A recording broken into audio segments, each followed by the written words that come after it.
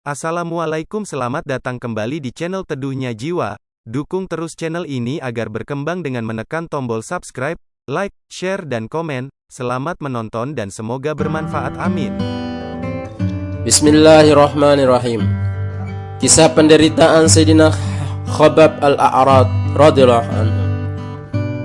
Sayyidina Khabbab radhiyallahu anhu termasuk seorang sahabat yang dipenuhi keberkahan.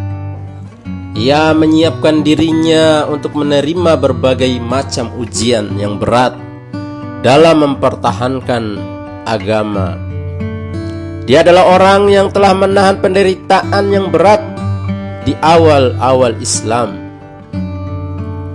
Dia masuk Islam ketika baru 5 atau 6 orang yang menerima Islam, sehingga cukup lama dia bergelut dengan penderitaan dan penyiksaan. Dia pernah dipaksa memakai baju besi. Setelah itu ia dibaringkan di bawah terik matahari yang sangat panas, sehingga membanjiri seluruh tubuhnya dengan keringat. Begitu sering ia dibaringkan di padang pasir yang sangat panas, sampai-sampai daging punggungnya terkelupas. Sayyidina Khabbab radhiyallahu anhu adalah seorang hamba sahaya seorang wanita kafir. Ketika wanita itu mengetahui ia sering menjumpai Nabi sallallahu alaihi wasallam, maka wanita kafir itu pun menghukum Sayyidina Khabbab dengan membakar besi panas yang menyala. Setelah itu ditancapkan di kepalanya. Ketika menjadi khalifah, Sayyidina Umar radhiyallahu anhu meminta kepada Sayyidina Khabbab untuk menceritakan kembali penderitaan yang telah dialaminya dulu. Sayyidina Khabbab radhiyallahu anhu berkata, "Lihatlah punggungku." Begitu Sayyidina Umar radhiyallahu anhu melihat punggungnya, ia berseru, "Belum pernah aku melihat luka yang separah ini." Sayyidina Khabbab radhiyallahu anhu berkata, "Aku diseret di atas timbunan bara api yang menyala, sehingga lemak dan darah yang mengalir dari punggungku memadamkan bara api tersebut. Namun setelah Islam jaya dan pintu-pintu kemenangan terbuka lebar, Sayyidina Khabbab radhiyallahu anhu menangis terseduh-seduh. Ia berkata, "Saya khawatir penderitaan-penderitaan kita untuk agama dibalas di dunia, sehingga kita sampai di akhirat nanti kita tidak mendapatkan balasan apa-apa." Sayyidina Khabbab radhiyallahu anhu bercerita, suatu ketika baginda Rasulullah sallallahu alaihi wasallam sholat begitu panjang sekali, tidak seperti biasanya. Lalu ada seorang sahabat yang bertanya tentang sholatnya tersebut. Baginda Nabi sallallahu alaihi wasallam menjawab, "Ini adalah sholat yang penuh dengan takut dan harap. Aku mengajukan 3 permintaan kepada Allah subhanahu wa ta'ala. 2 telah dikabulkan dan 1 telah ditolak. Yang pertama, aku memohon agar umatku tidak dimusnahkan dengan kelaparan. Allah subhanahu wa ta'ala pun mengabulkannya. Yang kedua, aku meminta agar umatku tidak dikuasai oleh musuh yang akan menghabisinya. Dan Allah subhanahu wa ta'ala pun mengabulkan doa yang kedua tersebut. Maka permintaan yang 3, aku meminta kepada Allah subhanahu wa ta'ala agar tidak ada pertikaian di antara umatku. Tetapi Allah subhanahu wa ta'ala tidak mengabulkan doa tersebut." Sayyidina Khabbab radhiyallahu anhu wafat pada tahun ke-37 Hijrah. Dia sahabat yang pertama kali dimakamkan di Kufah, Irak. Setelah wafatnya, Sayyidina Ali radhiyallahu anhu pernah melewati kuburannya dan berkata, "Semoga Allah subhanahu wa ta'ala merahmati Khabbab." Dengan senang hati ia memeluk Islam, dan dengan sukarela ia berhijrah dan untuk berjihad dan menghabiskan umurnya, serta ia telah menahan berbagai macam penderitaan untuk agama. Penuh berkahlah orang yang selalu mengingat hari kiamat dan bersiap-siap untuk menghadapi hari hisab. Mereka hanya cukup dengan harta seadanya, dan ia membuat ridho Tuhannya. Inilah kisah daripada Sayyidina Khabbab Al-Arab. Dia banyak menderita untuk agama, banyak mendapatkan siksaan untuk agama. Namun ketika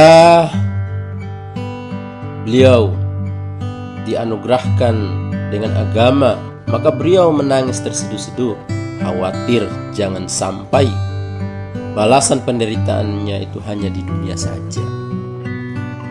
Kisah yang selanjutnya adalah penderitaan dari Sayyidina Ammar radhiyallahu anhu dan kedua orang tuanya. Sayyidina Ammar radhiyallahu anhu dan kedua orang tuanya telah banyak mengalami siksaan yang amat pedih demi agama. Mereka dibaringkan di padang pasir di bawah terik matahari Mekah yang panas sekali. Setiap baginda lewat di depannya, beliau menasihati mereka, "Bersabarlah wahai keluarga Yasir, janji Allah untuk kalian adalah surga." Akhirnya ayah Sayyidina Ammar radhiyallahu anhu bernama Yasir radhiyallahu anhu wafat akibat penyiksaan itu. Para penzalim tidak membiarkan dia hidup tenang sampai wafat. Sayyidina Ammar radhiyallahu anhu yang bersama ibunya yaitu Sumayyah radhiyallahu anha ditikam kemaluannya oleh Abu Jahal yang terkutuk sehingga ia pun mati syahid.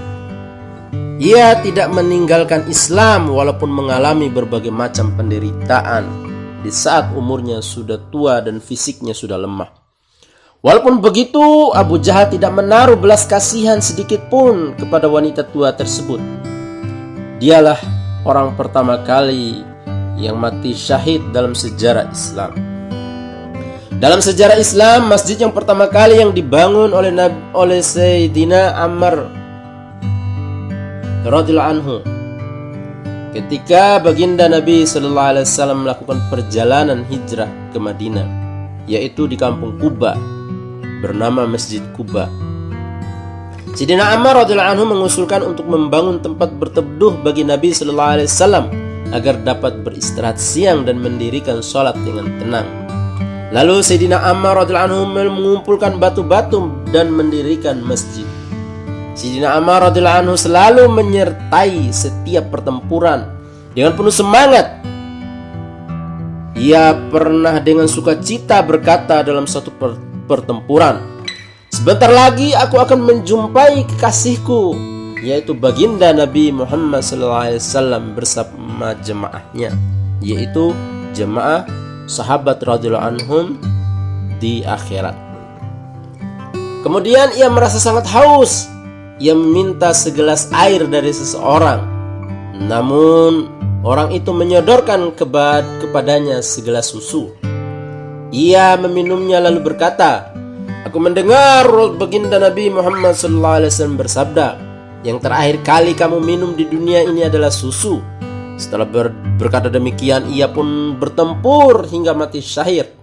Ia meninggal dunia pada usia 94 tahun. Bahkan ada yang mengatakan 92 tahun.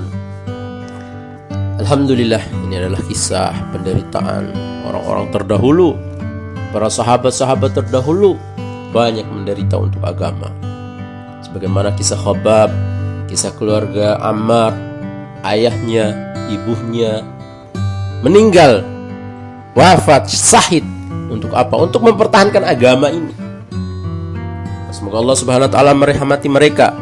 Allah Subhanahu wa taala memuliakan mereka, dan Allah Subhanahu wa taala menganugerahkan kepada mereka anugerah yang sangat besar. Sehingga apa?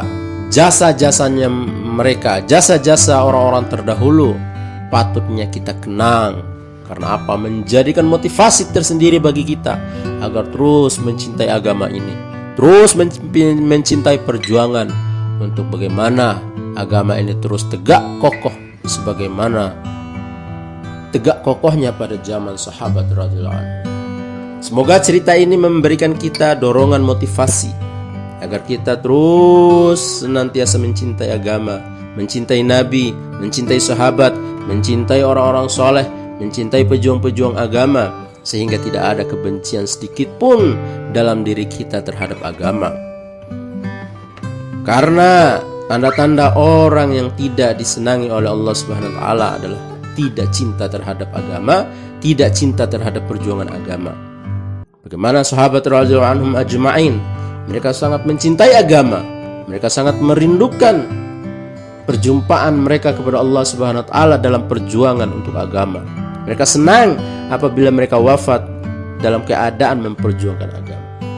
Semoga kisah-kisah ini memberikan kita motivasi agar senantiasa menjadikan cinta terhadap agama, cinta terhadap perjuangan Rasulullah SAW tertanam dalam diri kita sekemampuan kita.